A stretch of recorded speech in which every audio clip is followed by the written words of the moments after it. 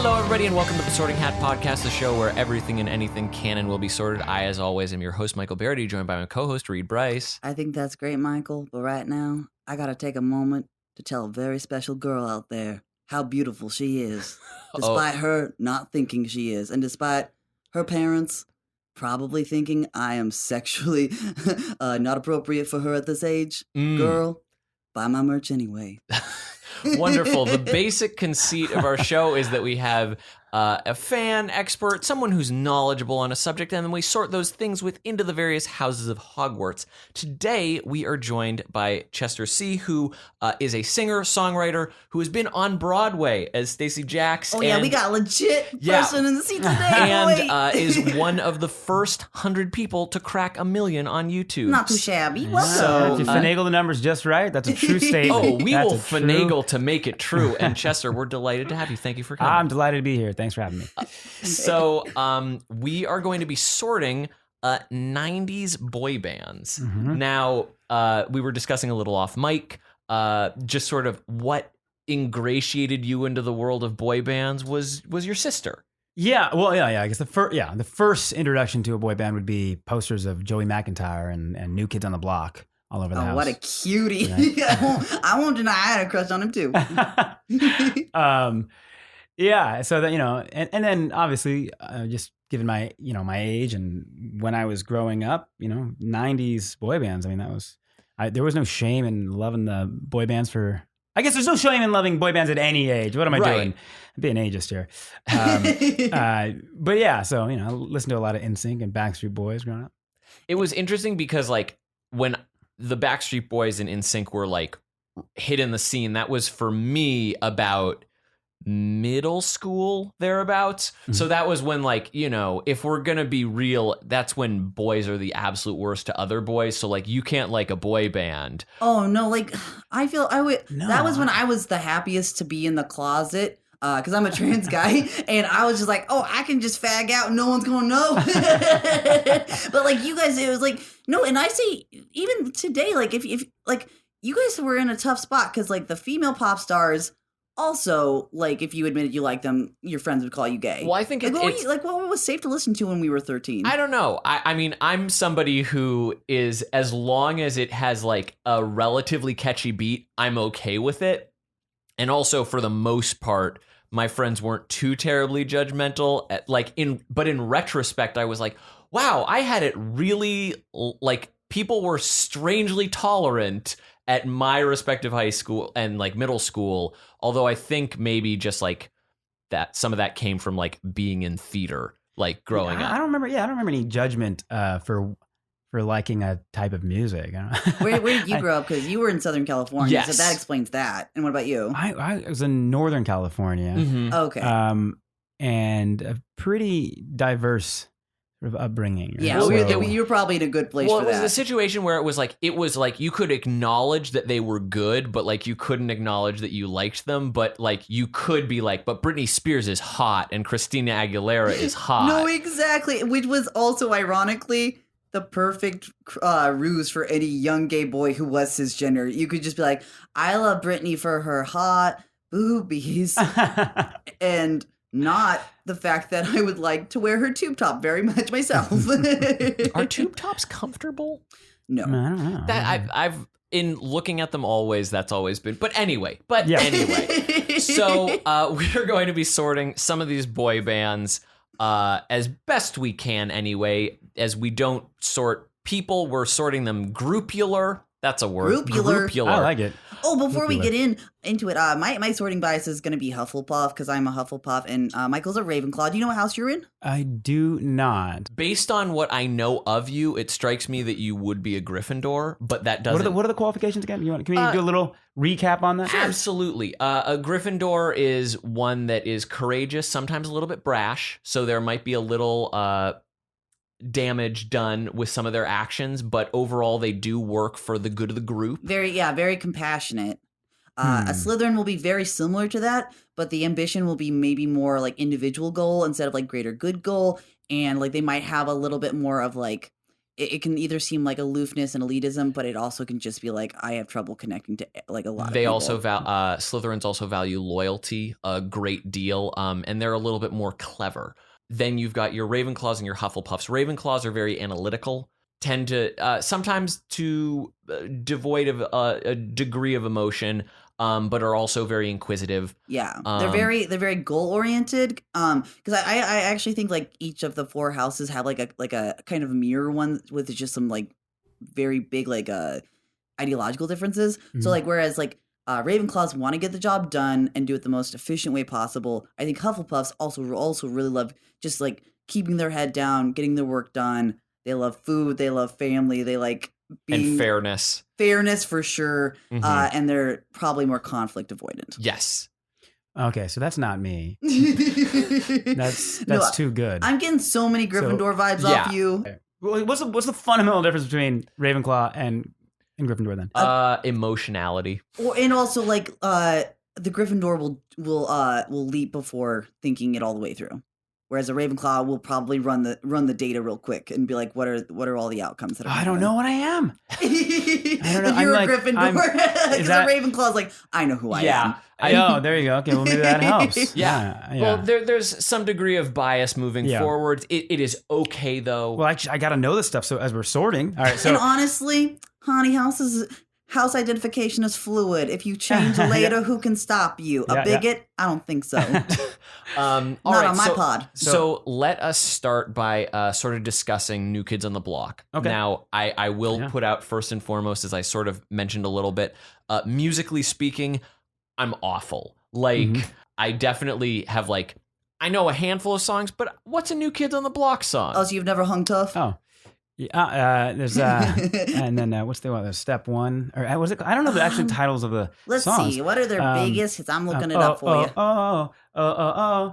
The right stuff. The, You know, yeah, the that- right there's stuff. that, Oh my there's, gosh! And like the little jig dance that they had with it. Yeah, And they're yeah. inside a mall, and like the 12-year-old just screaming through their perms. The best part is right now, both Chester and Reed have like turned themselves to face me as they're like, you remember this and song? we're doing like the dance. They're both dancing Yeah. a little bit, and it's like that song sort of is tickling the brain of like, I might have heard that. But are there step one. as far as musicality goes, is there like a notable thing that New Kids on the Block sort of had? I don't know. I mean, in my mind, there's sort of the first. I mean, obviously, there's been boy Sure. bands and bands, however you want to classify it. But I think this sort of, bunch of young guys gathering together, dancing on stage, singing, and there's something specific about the '90s version of that, Right. And so, another thing to keep in mind is this band they were formed in Boston, and so a lot of pop music before that had come out of like Los Angeles and New York and even like Detroit or Tennessee. But this, I don't know, and you can tell me if you agree or disagree. It kind of felt like a band made out of working class kids' hottest sons. yeah, Like that Donnie feels- Wahlberg yeah. definitely gives me the vibes of like the boy that your mom does not want you to get on the back of his motorcycle, if that makes sense. So all of these boys had motorcycles. Some of them were kind of more like the sensitive one. This was also like the emergence of like knowing which one you wanted in terms Oh. of girls. Yeah, like that's girls like going crazy. Like well, I mean, everyone that's had a been favorite. around because the Beatles, Right. And Yeah, but like this was kind of like very much like the Beatles, I would say. It had like a working class sort of like sensibility to it in my brain. Yeah, I think the big difference, just as far as like, I guess, because you'd associate Beatles with like rock. They no, absolutely, and you're sure that they're writing the music as well. yes, And so there's I separate musicians out. I can't speak musicians out.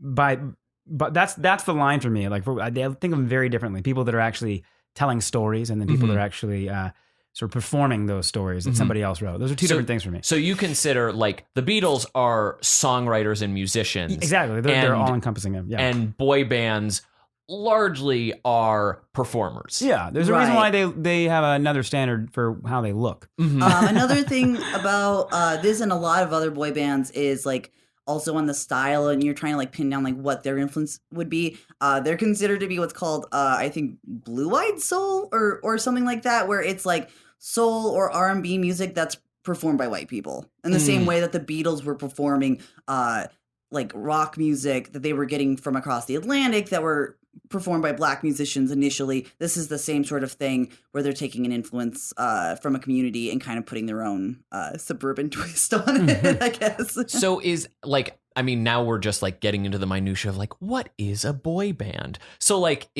would a older 90s or like a pre-90s boy band be something like Frankie Valli and the Four Seasons? Yeah. Well, no, absolutely. I was thinking of Motown, and there's plenty of examples of guys grouping together, singing, dancing on stage. But that if we're focusing on 90s, right? And we are, yeah, because then we'll just get lost. And a distinction I can probably, because I love like that doo-wop and pop sort of era, is this was a band where each member was supposed to be like a focal point, so you could pick which one you like. Whereas like with Frankie Valli and the Four Seasons, or even like, you know, like the Temptations or whatever, there was usually like someone who was at the forefront. Right. They were leading all the cool hand gesture dance moves and stuff, and they would ultimately be like the star. You know, like Dreamgirls. Yeah. I got you. Dreamgirls. Whereas this one, like you might be like, starring I like Mark Eddie Wahlberg, Murphy. Well, Mark Wahlberg wasn't in it. His brother was, but yeah. He was actually, he's a former member. He was at he actually? Yeah, because they are still actually together. Wait. What? Who went now? I know Mark and the Funky Bunch was a thing, but he was actually a new kid on the block at one point. But I'm not sure if he was in the original iteration and just like was like, no, thank you, I can do my own thing. But I as I was looking through, I was like, oh, both of the Wahlbergs were in. So Mark Wahlberg, his brother. Would you like me to just name the members that have Jordan been Knight? Jordan Knight, and then we also I think those are three that I know. I can. Yeah, so Jordan, Jonathan Knight, two brothers, Joey McIntyre, Donnie Wahlberg, and Danny Wood. Those are like the core members. Gotcha. And then Danny Wood is he's like the Chris Kirkpatrick, right? Like where no one think, really remembers. No. Poor Chris. We'll get to him. I now remember him only because of the skit that they did on, I think it was SNL. Yeah. Where Justin Timberlake just has to name his name, and Justin Timberlake can't remember. Oh no! You know that had to have been like such an awkward phone conversation early in the day. Here's the thing, Chris. It's gonna be a good joke. And Chris was like, yeah, and my name will be said on TV. That's nice. He's like, this is the most fame I've ever had, really. Yeah. So he's listed. He was listed as Mark was listed as a former member. So I think there might have been a little bit of rotation, just in terms of like just needs of the group and like maybe how much fame they had at the time. Okay. But apparently they even they broke up for a while. Apparently they got back together in 2007, and they still tour occasionally. The New Kids on the Block. That was what it was like. It was an interesting thing for me because I'd heard of the band. Again, my familiarity with the music is minimal based on just like the little samplings that I just got earlier. But when I did hear, I like more recently had heard that they had gotten back together and was like, oh, I didn't know that they were like, I initially like misplaced them time-wise because I thought they had come out a lot later based on that, because just growing up I hadn't even heard of them, but then suddenly, so it's fine. I'm rambling. Okay, and I looked up the T to figure this out. Okay, so when they were back in Boston, they were about to like blow up. Mark was in the group and like doing his rappity rap, like sort of white guy rapping. And then he left the group, and they were like, oh, the thing that we're missing for this specific group is maybe getting someone who has that young, early Michael Jackson voice. And that is when they got, I think, Joey. Well, Joey was the one. Yeah, he's the young one, yeah. Yeah. So they were like, we got to have that like really clear, so young Joey replaced voice. Mark Wahlberg. Yeah. And then Mark was like, all right, I'll just go become a music star in my own right. Right. Yeah. And then a super, crazy good actor. Yeah, fantastic.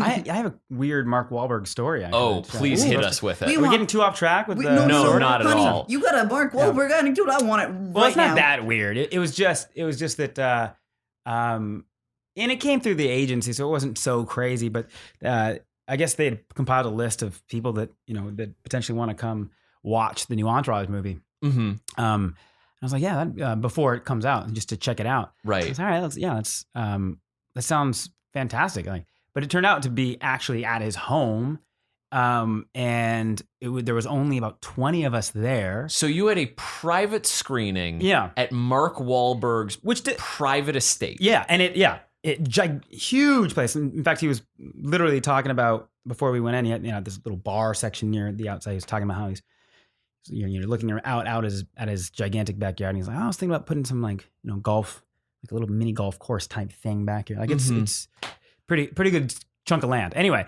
but as I'm looking around, I see some other people that are, I'm obviously the weakest link. That's not the way to put it, but I'm always had the least amount of clout because Justin Bieber's in the room, and one of the forgive me, I wouldn't be able to tell you who she was, but she was definitely has Kardashian blood. And she's one of the younger ones. Sure. It was a Kendall or I don't know, one of the girls, one of the sisters. Some any listeners of ours who are on Instagram, they're just screaming so loudly that it should reach us any moment, even though it's in the future. Right. They're listening to it.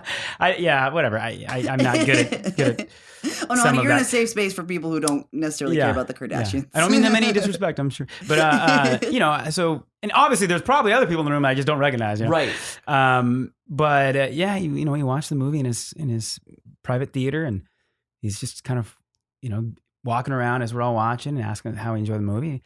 And afterwards, I'm standing there, and one thing was really interesting. When I was working out, I don't work out now. I'm deteriorating into nothing. But at the time, I was a little bit. You look great. I was working out the he's not nearly as big as I thought he would be, which was interesting. I literally was, just he was exactly my size. I was like, oh wow. So you're like, I can take Mark Wahlberg. I could take him. Yeah, exactly. He's not that tough. No. I would never try to do anything to provoke that man. But yeah, that was it. And then I left, and there was nothing else other than that. And it was just such an odd. To get a phone call, watch the movie. I've never met Mark Wahlberg in my life. It was way too intimate for me to be there. It made no sense. Oh, watched his movie. I lied and told him that it was great. Because it really wasn't. It really wasn't. So your first and only interaction with Mark Wahlberg was lying to him about his movie. But hey, so did you like the movie? When Mark Wahlberg comes up and asks you if you liked his movie, you don't say no. Yeah, you're not going to be like, you know what? Do you have money for reshoots? You can't. Right. You can't. Here are my notes, Marky Mark. I'd want to believe that in some moment I'll be able to hold on to my own intent. I'll be able to stand up to that person and be like, I actually didn't like it, but I know for a fact. There's no need to do There's that. no way. There's no need to it's not even. There's nothing. There's not constructive criticism at that point. If the movie's done. If it's a screening, there's no reason. Here's how, I'll confront people when it's an important thing, but when it comes to just not wanting to hurt someone's feelings, honey, I have taken the wrong drink at Starbucks more times than I can count. Just because I was I'm not gonna. I've been there with you when that's happened. Yeah, because service people have it rough enough with everybody else that I'm gonna just try to overcompensate. And just be way too agreeable. Oh, is this actually something I'm allergic to? If you can just call an ambulance, I will try to drink this. I'm with you on that. I don't really care about those little things. I'll drink the wrong thing too. I'll eat the wrong food if they serve it to me. I'm like, I don't want to. And honestly, a waiter would have to slap me across the face for me to tip under 20%. Oh, the one that always drives me crazy is when a person will be like, they got it wrong. Tell them, send it back. Send it back. That's my sister, and it makes me cringe because I'm on the opposite side. Yeah, because I've definitely just eat it. You've worked in. How big of a deal? Have either of you worked in the service industry? Oh, so many years. Yeah. Yeah. I never even made it up to actually being a server, but I was just working host, and the things that I saw, I imagine you have just crazy horror stories, both of you. Yeah. But, so for New Kids on the Block. That. See, is there anything else we'd want to think of for New Kids on the Block? But how do you put them in a class? Because it's I feel that they do sort of they sort of kicked off the boy band craze, so I do feel that that's a strong assertive move. Whether it's management and agents who are obviously orchestrating it. Yeah, right.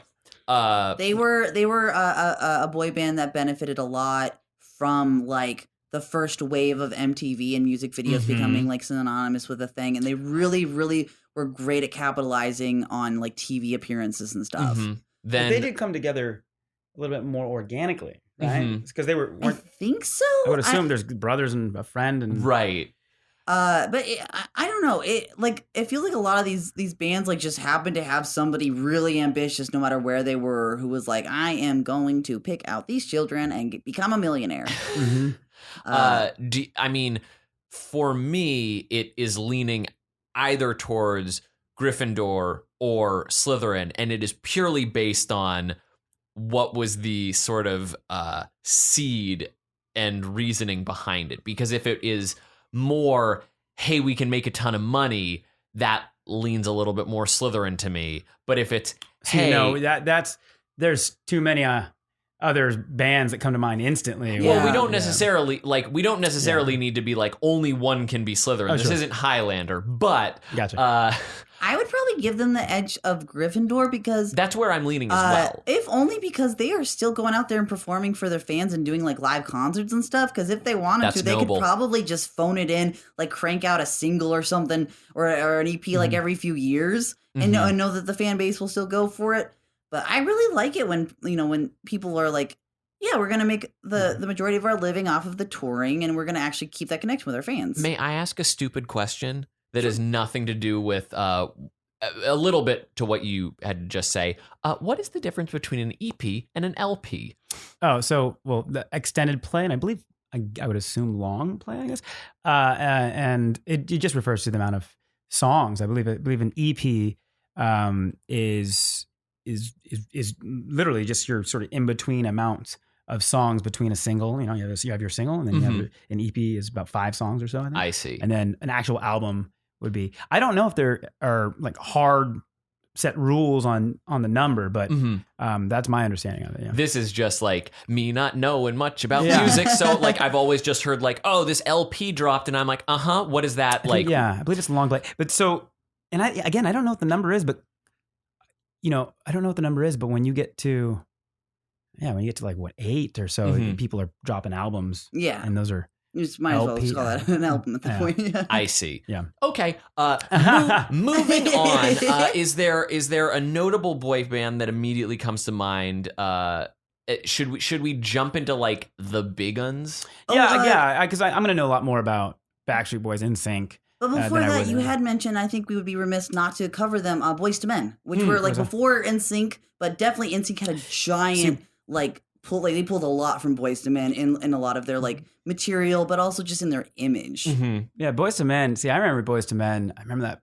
I could still see the tape cassette that I had with the it's like silver and blue and I believe, and then it's got the the big number, the Roman numeral 2 on it. Yeah, I want to say it was 5th or 6th grade or something. So that was And they are mostly R&B, and they were known for having like tight harmonies. Oh, the best. Yes, the best. I do like of all the boy bands. I remember like in middle school hearing Boyz II Men being like, "This is so melodious." Because this was also like my I grew up with a middle school theater teacher. My mom taught middle school theater, musical theater, and everything. So like growing up and listening to Andrew Lloyd Webber was like what I presumed was normative for everybody, which is not the case. But Boyz II Men, I was like, oh, this is so cool that people have these like 5-part harmonies in some situations and like really smooth sounding harmonies. And I think the other thing is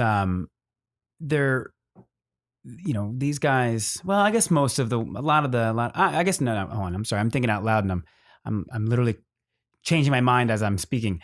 But those guys could step out on stage, do that live, and it's going to sound just as good as it sounds on the actual record. Truly, truly talented. Like just undeniably talented. I want to say that this group might also fall under the L.A. Reid like giant umbrella of acts. I'm not 100% sure, but I do know that like they started with, I think their first single was Motown Philly. Which is still my jam. If that comes on in the car, I'm freaking out. And then I know at one point they were so hot that like one of their singles was on the Hot 100 for so long it broke Elvis's record of like consecutive weeks, which is like wild. And let's see what else. Their list though love songs, man. Yeah, It's just- that's like what they're known for. Is just like so good. Yeah, if you were 13 in 1992, you did not get to third base unless Boyz II Men was playing. And that's the thing. Yeah, the Boyz II Men. Yeah, they put out the best love songs. and they were a quartet, correct? Mm-hmm. 4 of them, right? Yeah. Yeah. I think so. With an amazing bass. Was it 4? Maybe I'm wrong. I think it's a trio, actually. No, What? no. It's at least 4. I'm looking it up. I'm Because pretty I'm seeing, because I'm doing a I'm little blanking on the looking. names. There's a Nathan Morris, a Sean Stockman, a Wanya Morris, but then I'm also seeing Mark Nelson and Michael McCary. Yeah, those so I are- think Oh, I think they might have had more members in the beginning, and then maybe now when they perform now it's 3. Because when I saw they're still performing, and it was 3 dudes. That's the only reason I think that is. Gotcha. But I don't know when they would have like lost a member. Yeah, I thought it would. Oh, be you're now 4. suddenly like humming a little bit on them. It's like- there's too many. There's too many good love songs. I'm just Yeah, they're notable ones are like what End is of it? the Road. You've got I'll make love. Yeah, I'll make love to you. That one. Oh my god. Seasons was it one? It's like their list is pretty extensive, man. It goes on Oh well. my goodness. They're fantastic. Like and like even like listening to their B-sides as a kid, I was like, damn. Yeah. I'm never gonna be that talented. Do you ever just like listen and go, that is a daunting amount of talent. Oh boy, I gotta bend over and just like breathe this out. I remember actually I had their CD when I was in a junior in high school. I know it was their CD that it didn't do very. I don't think it was received very well, and there wasn't a whole lot of good stuff. I don't know if there's any songs on that actually on the album that did well, but I remember rocked that CD because They have a huge discography. Yeah. Like, so it's Cooley High Harmony is 1991. Their second album is simply 2, and that came out in 1994. Then Evolution in 1997, which probably has no relation to the movie of the same name that used Head and Shoulders to defeat aliens with. I heard that was actually supposed to be a serious movie, and then they did a 180 on. I don't know if that's true. Oh, really? True. I just remember seeing that movie in theaters and being so woefully underwhelmed by the comedy. Yeah, But I remember it was like the 7-Up guy got a part in a movie. yeah, it's the whole movie is very weird. But they beat aliens with Head and Shoulders, I believe. Oh, that makes sense. Yeah, sorry, spoilers to a movie that's at least 20 years old. Yeah. But yeah, that's that. And then they had like, oh my gosh, in the 2000s, they went full hog with 1, 2, 3, 4, 5, 6 albums, which is wild. Whoa. But anyway, I mean, this is another one that as far as sorting goes, I feel like it's a Gryffindor. Oh yeah, why do you think that? I like obviously they're in like I think because it's so emotional. Right. I think like the subject matter of their songs, like you could make the argument that it's maybe a Hufflepuff based on just like how it's all love related, but I think that it's more passionate than that. Not to say that Hufflepuffs can't be passionate, but I think perhaps the drive that they have makes them more Gryffindor in nature. But again, my familiarity with Boyz II Men is probably less than either of you. So if either of you have any thoughts there, I'm going to just drink this water. Yeah. Go ahead and drink. I would say it's definitely going to be a Gryffindor. They came from more like humble beginnings. Like Weird Al, they used to rehearse in bathrooms when they first got fun. started. That's probably where they learned to like get such a great idea for like acoustics and harmony. Ooh. They not only broke that Elvis record, but I was like looking up the next song that broke that record was another Boyz II Men hit. So they, at the time that they were hot, they were white hot. So I definitely think it's a Gryffindor too. Oh, okay.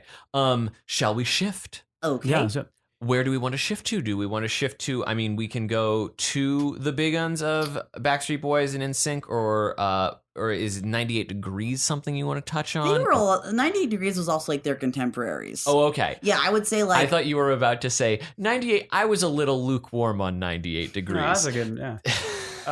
There's another band I remember in the earlier 90s that I feel like those might have been the big three in terms of like that All specific for One. era. But All for One was also huge boy band. Because like in my mind, What did All for One do? The major one was when they redid the country song that was Cotton Eye Joe. No. By the way, 98 Degrees redid I do. All for One did. And I swear. Yeah, I swear that's what I was trying to Yeah. think. That was originally a country song. So Wait, I That was a swear country was song? a country song? Yeah. By the moon and the stars in the sky. Yeah.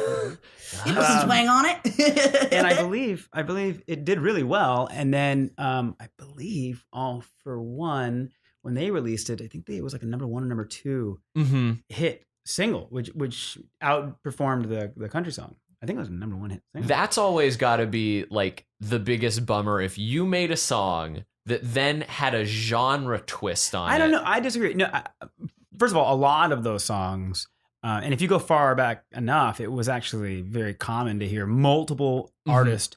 When Elvis was doing a lot of his songs, like there were multiple artists that were actually releasing that same song.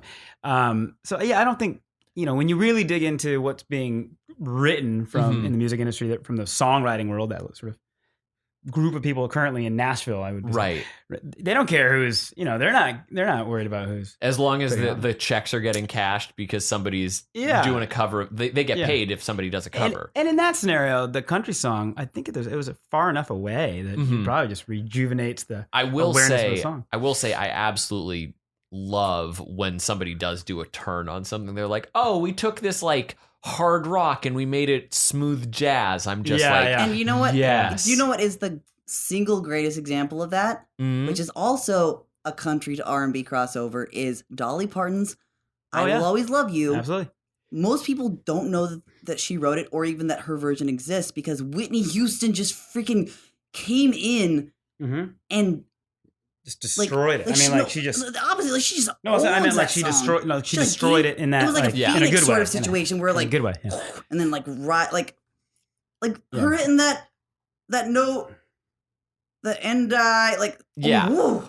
anybody who hits that, you immediately it's been featured in so many damn things. And so wait, that was Dolly Parton? Dolly Parton. It was a way more like gentle song, because Dolly Parton, like the songs that she writes, the ones that you can tell are really coming from like a really deep place, they tend to be more tender. So it was like, and I will. Whereas Whitney was like, and it was like Whitney was like waking up your love. Yeah. Whereas like Dolly was like, if it's not going to work out between us, it's fine. Right. Yeah. Dolly Parton is singing through fog, and Whitney Houston is blasting the fog away. Power ballad. Yeah.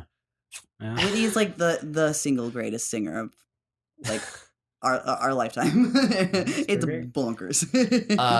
So are we dealing in All for One, or are we just we dealt them? Well, I don't really know. I don't really know much about them other than if I'm thinking about it. Honestly, I'm not sure. I do Aisha. No, that's a different group. Isn't it? Yeah. So okay, since I don't want to be disrespectful to All for One. I will say, based off of that one single, though, I would probably put them at a Hufflepuff. Okay. It's a very sweet, like, hold hands, I'm not sure if I'm ready to, kiss yet sort of song. And like, yeah, it's just beautiful. But like I said, I don't know as much about that. Do you feel that 98 Degrees also falls into more of a Hufflepuff realm, or is there a? Yes, and here's why. I'll give a brief synopsis of where I see their place in the hierarchy. The easiest way that I can describe it is NSYNC is Coca-Cola, the Backstreet Boys are Pepsi, and then 98 Degrees is like RC Cola, where it's like, if I'm thirsty, I'll drink it. I like the idea that just whenever we're dealing in musical bands, we also have to equate them to soda. I think that should be a mandate moving forward. Oh, sure. Okay. That's fun. We'll forget this for sure. Well, let's sort RC Cola. We'll go backwards from like what people would ask for at a restaurant. Right. I mean, well, that actually is super helpful because RC Cola, I'm definitely giving a Hufflepuff. There's no question there. But okay, let's go into it. Let's talk Backstreet Boys. Let's talk NSYNC. All right. What can you tell us about either? Start with whichever one you feel. Well, the Backstreet Boys was the first one, right? Mm-hmm. And so, but also managed by Lou Pearlman. Is that I think right? both groups. Wait. NSYNC and Backstreet Boys were managed by the and O-Town. Yeah. You have no idea. Right? At one point, at one point, there were like 3 dudes who like covered all of pop music. So the matches were fixed, is what you're telling me. Still real to me, damn it.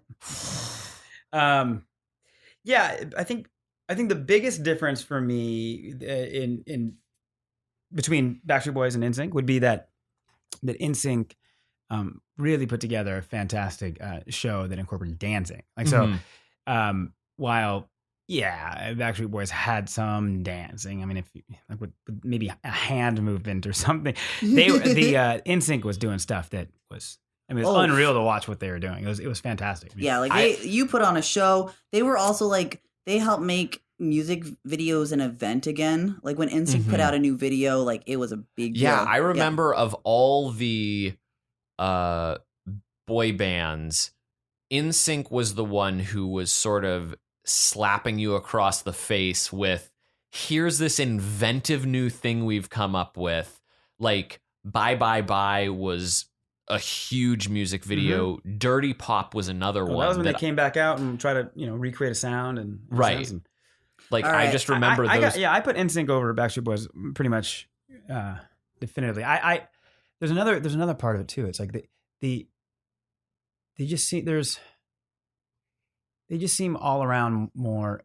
I don't know how to put it. I mean, all around more talented. Like you can like a Backstreet Boys song, but I would argue if you put NSYNC on a stage and just gave them mics, and you put Backstreet Boys on stage, just gave them mics, NSYNC is going to outsing Backstreet Boys. Because I remember they also, like Boyz II Men, they had some amazing melodies on some of their songs. But like a big part of that, I have to wonder, is just like how much was it Justin? Because Justin kind of had harmonies.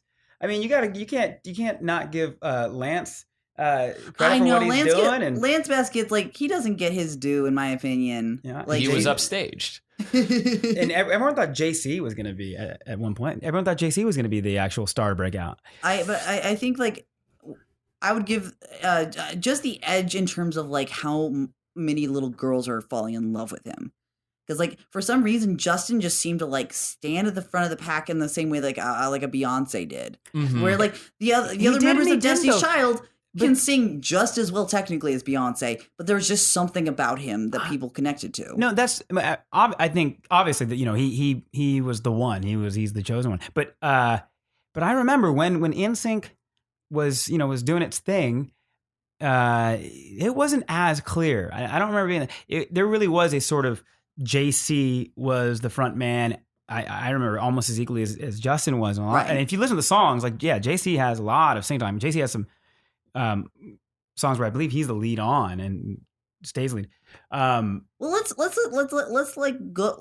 go to one and then the other. We can like list some of the traits, sort them out. Yeah. Go to the next one, sort them out, and then maybe we can try to like come to a conclusion like where each of us is like which one is the most influential. Right. After we unstick some of the memories. Again, I guess I'm just the Madison Square Garden NSYNC performance. They have. I remember I had that DVD, and I remember learning the dance moves to Bye Bye Bye, learning the dance moves to It's Gonna Be Me. Now it's gonna be May as a meme, is what it's called. Right. Right. I'm sure Justin had no idea that was going to be part of his legacy. Yeah. He was like, what are memes in the 90s? One of my greatest accomplishments is every time it's a month of the year, people see my face. Well, more kids growing up recognize Michael Jordan's face from the Crying Meme now than they do. Right. That's man. So interesting. Also, as far as removing from the music, what about appearance wise? Because like was it both groups that were rocking like the bleached tips, or was it because like I'm just thinking it was definitely a more what would come to be known as the homophobic term metrosexual. They were cleaned up. Like these boys had like clipped fingernails and like Maybe one of them had a beard. Mm-hmm. And he was the one who was dangerous. Right. So we're talking almost exclusively in sync right now. Oh, no, both of them, I think, right? Because both of them, like, they kind of follow the same, like... Yeah, they both. Well, I'm just saying, like, we've sort of shifted to just be discussing in sync right now. Yeah, so the members of NSYNC were Justin Timberlake, Joey Fatone, Lance Bass, Chris Kirkpatrick, and JC. And JC. JC, yeah, and they all seemed like it was almost like the Spice Girls a little bit, where like there was just like something for everybody. Mm-hmm. You know, who are your favorites? If you like, even if you're like, I don't know. I mean, my familiarity again was fairly limited, just based on when they were coming out.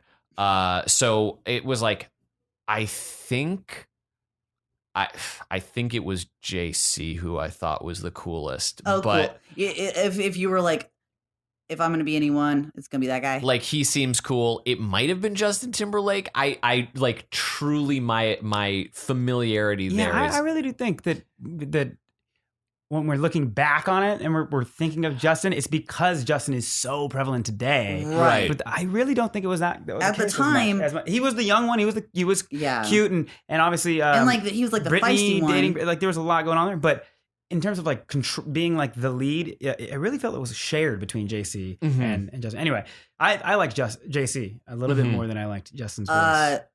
Just slightly though. At the time, Yes. Justin Timberlake had not gone on to become an honorary member of SNL cast. At the time, I thought Joey Fatone was the best one because he was the funniest. Yeah, like he was the one that always just like you could tell that he knew like how crazy his life was, whereas nobody else kind of could contextualize. Like you could kind of see in his eyes like, this is bonkers. I'm on a giant set of like balloons popping and girls coming out of it, and I have to dance and sing.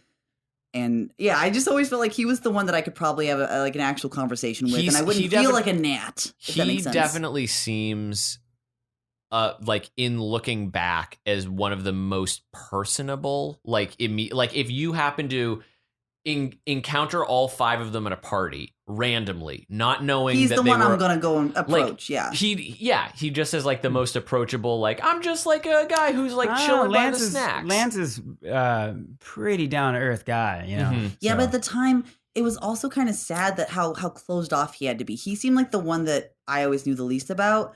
And so when he came out, I was like, oh, okay, girl. I get it. I get it. And like, I imagine like having to be closeted like that at that time, knowing that soon it was going to be easier to be gay, must have been torturous. So I give him a lot of respect for that. Let's shift now to Backstreet Boys before we sort both of them. Because you feel like that we have to like contrast in order to get a good little read. bit. Yeah. Well, unlike NSYNC, with Backstreet Boys, I only know one member's name, and that's Nick Carter, right? And that's Nick Carter. Yeah. So there's Howie. There's Brian. There is what's the he's like the more he's like the model. He was a previous model, was a little taller. Not AJ, the other guy. There's one guy missing. We got Brian. What's his name? No. You're looking to me, and I admitted Go ahead right and out do of a the couple, gate. Wayne, if you would. I'm missing one. It's the taller, dark-haired guy, who I believe was previously a model before he jumped into that. I think he's one of the older ones too. But yeah, Brian didn't really do much. Howie didn't. It was like AJ had the coolest voice and the coolest vibe. You know, he was like the bad boy kind of the group. But really, it was like, yeah, that one was a little more clear. Brian. Kevin. It was Kevin. Kevin Richardson. There we forgot Kevin. Yeah, it's Kevin. Did you appreciate that slightly He made obscure Home Alone terrible reference? Home Alone reference. Yeah, I almost screamed to the mic, "You're so lucky that I had restraint today." Well, I appreciate that. Yeah, that was more Nick, wasn't it? I mean, Nick really was sort of more of the front man, I guess. Kevin might have had a disadvantage of like kind of already looking grown up enough that he would not be like the one that a teenage girl could picture herself dating. Whereas like the rest of them kind of, in my opinion, because in general, so the Backstreet Boys kind of seem more grown up than NSYNC too, in terms of they might have even had older members. than on average. I'm just trying to think who else got their own solos, right? So you know, both NSYNC and Backstreet Boy did a good job of mixing up in the songs, right? But like Nick Carter had the like that I need you tonight. That's just him. That's on the album. You know what I mean? Like, yeah, I think that. Yeah, so I'm gonna say that was more of a Nick frontman kind of band, but. Was it that situation? Because I always found it interesting that Nick Carter was like kind of leading the charge for Backstreet Boys, and then there was his brother Aaron Carter who got just his own like whole spin-off. I met him once. I was working for the so I'll give you a quick little I was working for Disney Channel at the time, and I was a host on the Disney Channel. A show called Disney 365, and I doubt you. Oh no, I remember that. Okay. I just because age-wise, I would assume you might not be watching Disney at that point, but because it was maybe 10 years ago. 10 years. Oh, I Anyway. babysat. Okay, Not to Disney, brag. Yeah. Or you just still watch Disney. Can you imagine me being in charge of someone's child? No. I remember the kid specifically. One day, I knew I was not going to have this child respect. I told them like they had to go wash their hands or something. They looked at me, walked into the kitchen, took the salt shaker, took the top off, dumped it on the floor, maintained eye contact the entire time, went, I do what I want here. You work for me. And then went and washed their hands. That's a power play. I was like, this is going to be like the good child, because we're going to keep referencing Macaulay Culkin films tonight. Well, that's called The Good Son, right? Yeah, The Good Son. That's a great movie. Disney 365. Oh, yeah. So, no, well, I think I might have still been working. Anyway, the point is, I was doing a lot of things within that world, and there was a lot of, I would go to celebrity signings and do those. Not that I was a celebrity, but in the Disney world, I guess I was a celebrity in that sense, I guess. But and I remember I met him at an event, and I distinctly remember he said, he was like, "Hi, my name's," he goes, "Hi, my name's Aaron," and I shook his hand, and I think that he was wanting more of a reaction because he paused for a while, and then he said Carter. It was really interesting because he goes, "Hi, I'm Aaron Carter."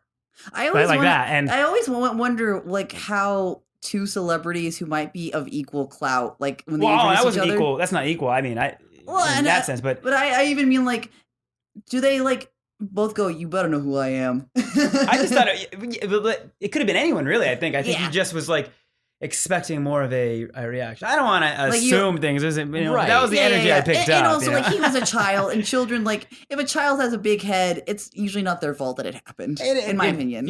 And also, I think at that time, that was during, I think, his time of being a little, wasn't there a show, too, that came out, and it showed, like, he was a little on the rambunctious side, as a nice way to put it. Yes. And he was guesting on, like, Lizzie McGuire, playing, like, her bad boy boyfriend and stuff like that. So like I definitely can imagine him being the kind of person like, you know who I am? Have I told the Aziz Ansari story? Oh no, what's your Aziz Ansari story? I was interning at Mandate Pictures a while back. I don't even know if Mandate Pictures still exists anymore, but I was supposed to be like manning the front desk. Right. And when you're at the front desk, like, anybody comes up, they say who they are, you write their name down, and then you contact whoever it is. And we had been working with the movie 50-50 was just coming out, so like Seth Rogen was like periodically in the office and things like that. So like that like hot crew was like that new hot crowd of like comedians were like in and out of the office to like try to develop and pitch things. But it was always the weirdest thing because they always were like, you can't just let somebody in because you recognize them. And I'd just gotten that like stern talking to, and Aziz Ansari walked up to the front desk. Which at the time was probably like, oh no, does he apply or not? And I knew who he was. And so he comes up and he's like, and I was like, can I get your name? And he's like, Aziz. And I was like, can I get your last name? Like, and I felt so awful doing it. And then he was like, Ansari. And I was like, okay, thank you very much, Mr. Ansari. If you'll just take a seat right there. I think you're supposed to, I think celebrities are supposed to sort of just assume that you want to walk in assuming that people don't just know who you are. Right. There's no reason that they have to have come Yeah, across. like, Yeah. one thing I'm liking about you right now is your vibe is super, super chill, and like I have like when you're in Los Angeles, you just sometimes have encounters with somebody that you can tell that they know that they're very important and you don't, and so you kind of just have to be like, okay. It was the interesting thing though, because like it was like Aziz was like a very nice guy. When he like came up, he was just like Aziz, and then I was like, "Can I get your last name?" Like I felt bad needing to ask him that because he knew that I knew. You're like, it's just protocol. And I you know something. I just saw something that this reminds me of something I just saw yesterday on Twitter. A couple days ago on Twitter. You guys know who Joe, Mr. Guitar Man is? Joe Penna. Yeah. Okay, yeah, so he there was a tweet. Moment or whatever it is where people respond to it and it's like your most awkward celebrity encounter, something like that. Mhm. Right. And he said, I once asked if Selena Gomez, if she was a singer, and she after she said yes, I asked her if she had a YouTube channel or anything. But what I thought was interesting was, they're the Selena fans, or fans of pop stars. There's going to be a group of them that are just ready to be angry. Right. So some of the responses on the tweet were like she's got way more of her career. How dare you treat her like that? Oh yeah, you do not upset Stan Twitter if you want to get out with your life. But the thing is, he genuinely didn't recognize her, right? No, like he's just not in that world. And I actually remember thinking that was such a beautiful story because the way that it played out was Joe goes, hey, oh hey, cool, because they're at this event. So you're a singer? And she's like, Selena answers without the energy or vibe that says, don't you know? Just says, oh yes. And he goes, oh, do you have a YouTube channel? She's like, I do. But she didn't say it in a way that is like, yeah, like that wasn't right. That's the proper way to respond. Yeah, she's cool. You always want to just have, at least like in my head, the best conversations with like a celebrity are the conversations that are just like, oh, hey man, like, what are you doing? And it's just like a chill exchange, and it isn't about like, so you're famous, huh? Like, and if I were famous, I would probably be leaning into that, like trying to make those conversations happen way more than the "Do you know who I am" conversations, because it seems exhausting to have yeah, for sure. Even if people like you, to have to be like, yes, I'm very great. I do all the time. I do hope at the end of that conversation when he was like, oh, what's your YouTube channel? She was like, Selena Gomez Vivo or whatever. Like, but I it's funny. I'm like retelling somebody else's story, but my understanding of it was Sarah was standing next to him, and she just like palm to the forehead kind of thing. It's like, what are you doing? But anyway, I'm just giving you secondary stories, they're not even my stories. That's how he beat Shaq and Chester. Yeah. So Backstreet back to yeah. What are we talking about again? Oh, honey, don't worry about refs. So let's go through their hits, man. Okay, here are all the singles because it's a lot. I Want It That Way was the first one.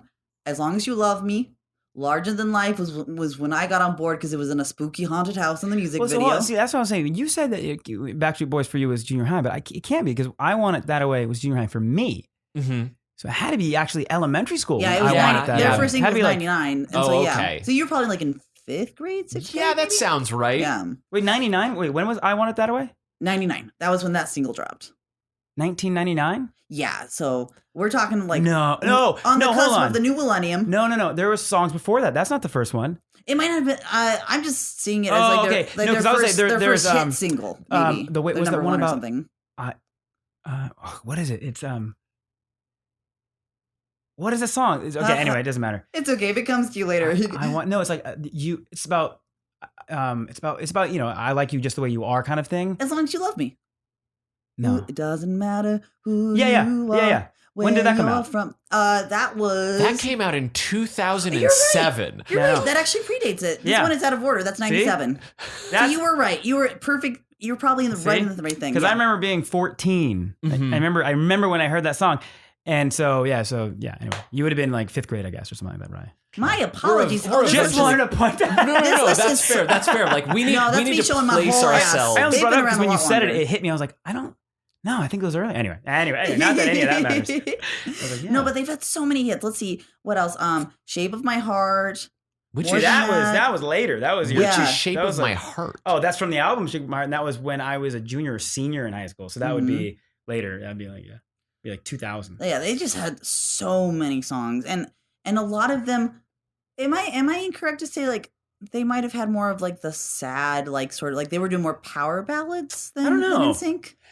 I don't know. I would say as far as popularity goes, I feel Backstreet Boys tended to veer more on the like somber side. Not somber, but like more have a little more sorrow, and there was more weight.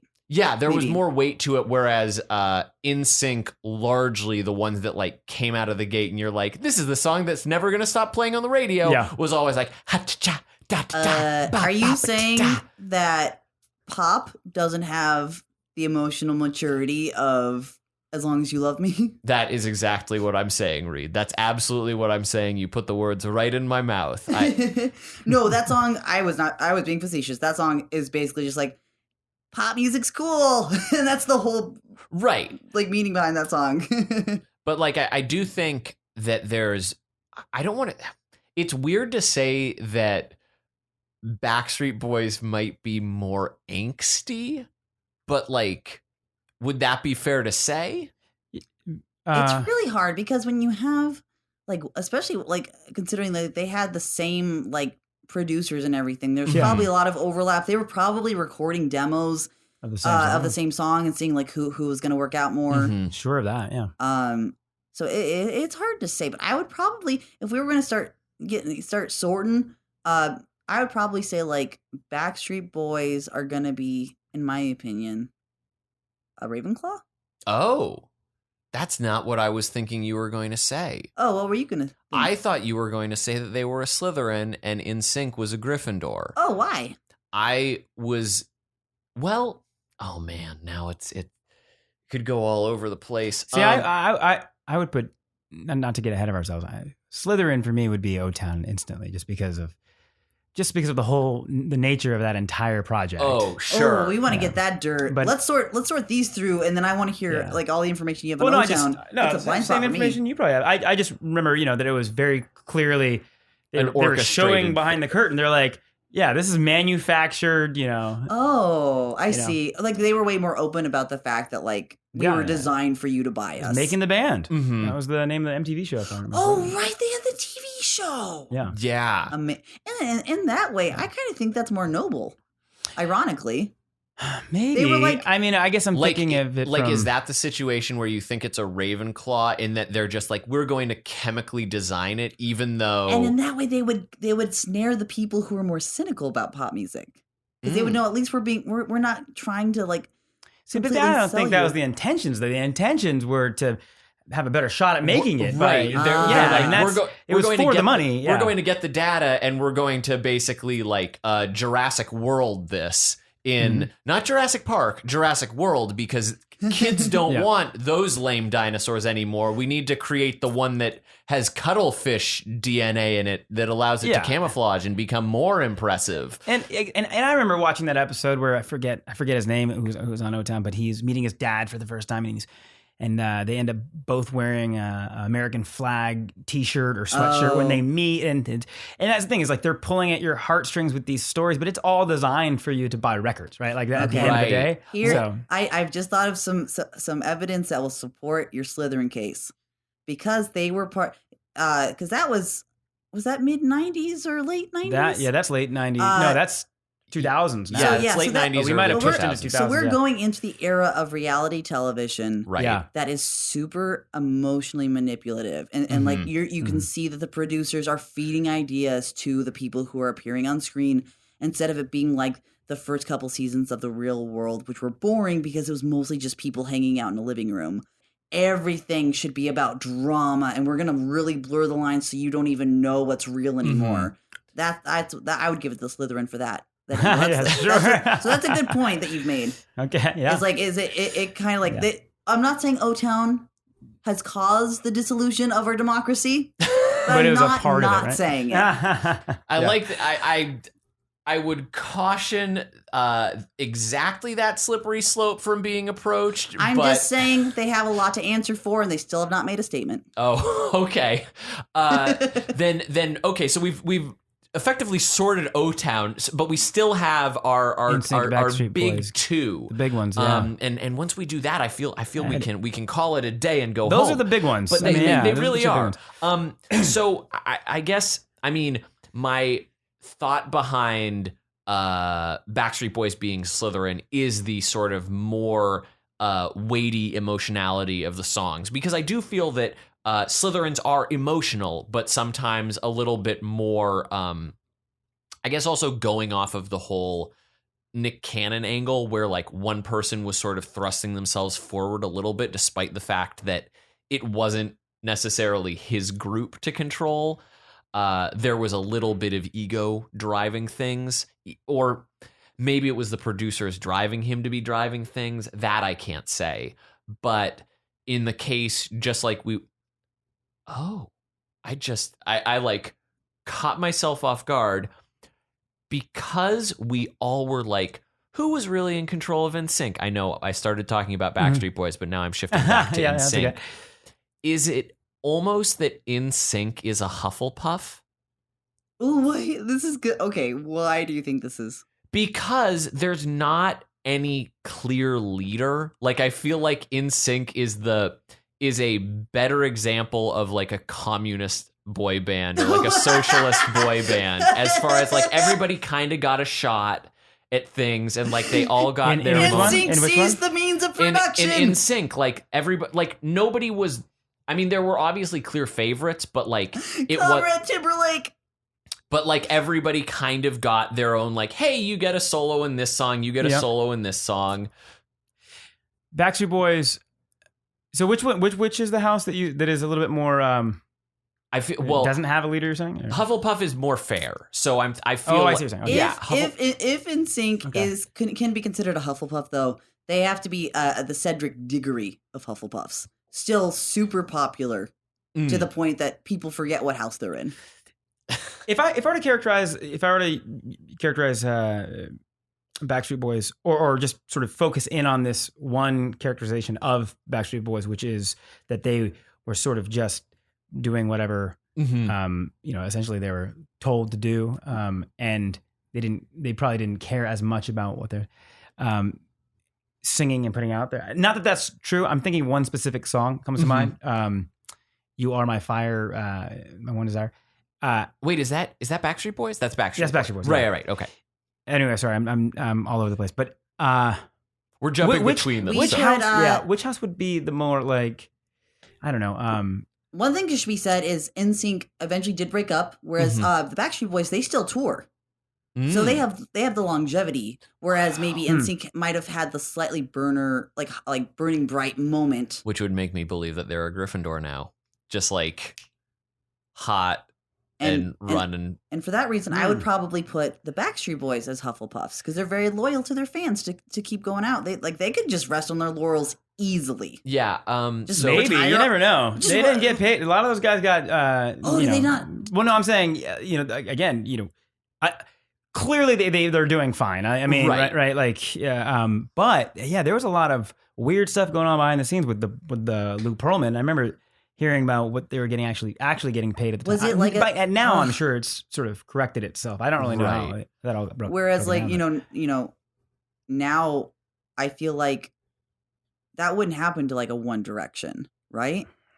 I wouldn't give people that much credit. Like I wouldn't give the industry enough credit. They'll find ways to. I could definitely say like as having acted and as like a child actor, like the whole Coogan account fund that was set up. I'm sure such a thing exists within the music industry, but I don't know. So. I remember TLC. I remember hearing the numbers of like how much cents they were getting per. It was like it's something ridiculous. Like, Anyway, can you tell us a little bit about like how it works to get your cut? Like once it's all said and done, because I'm not.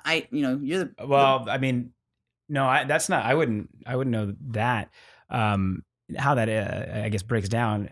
Because I've always done everything independently, so I know. Oh, I see. So yes. So you're free of those headaches. Yeah. I don't. That's like me asking them, asking like a mom and pop burger. So I'm like, so how does McDonald's do it? Well, it's so dumb sometimes. I can tell you this: a lot of the way, sort of simplified breakdown of this would be that if a record label is coming on board and they're going to start, they'll front some money, give you an advance. And And then there'll be this 80-page contract where the money, once it comes in, is going into a mess of accounting that you'll never be able to track, like ever.